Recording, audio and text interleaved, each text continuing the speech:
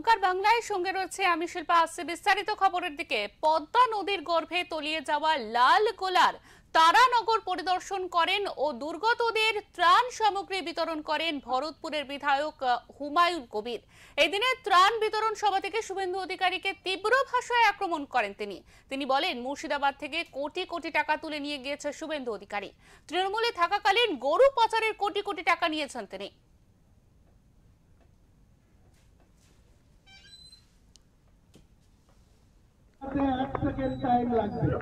আমার সঙ্গে পাঙ্গা নিতে আসবেন না। দেখুন, লিডার অফ দ্য অপোজিশন অনেক কথা বলেন। তিনারা প্রথমে কংগ্রেসের ঘরানায় ছিলেন। তিনার বাবা শিশির অধিকারী, আজকে 85 বছর বয়স। তিনি কংগ্রেসের দীর্ঘদিন নেতৃত্ব দিয়েছেন, এমএলএ থেকেছেন, এমপি হয়েছেন, আবার তৃণমূলে তিনি এমপি হয়েছেন, মন্ত্রী হয়েছেন কেন্দ্রের। লিডার অফ দ্য অপোজিশন, সেও কিন্তু রাজ্য সরকারের, এই মমতা বন্দ্যোপাধ্যায় সরকারের উল্লেখযোগ্য পরিবহন মন্ত্রী এবং অন্যান্য অনেক ক্ষমতার জায়গায় ছিলেন। তিনি যখন ছিলেন তখন তিনি এই মুর্শিদাবাদ, মালদা, উত্তর দিনাজপুর, ওদিকে বাঁকুড়া, মেদিনীপুর, এসব জায়গায় রাজনৈতিকভাবেও মমতা বন্দ্যোপাধ্যায় তাকে অনেক ক্ষমতা দিয়ে রেখেছিলেন।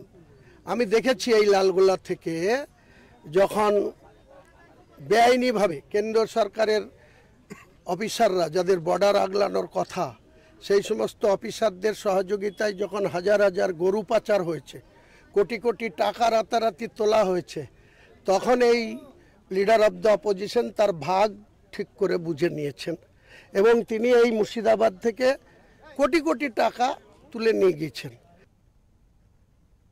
আমি হুমায়ুন কবির।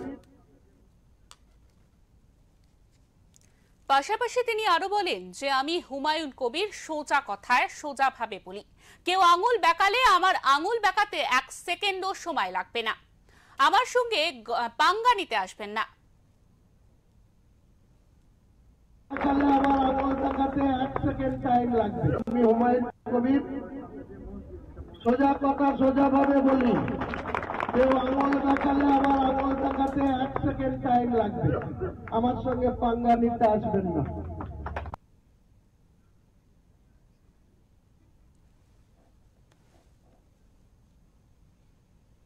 আমি হুমায়ুন কবির, সোজা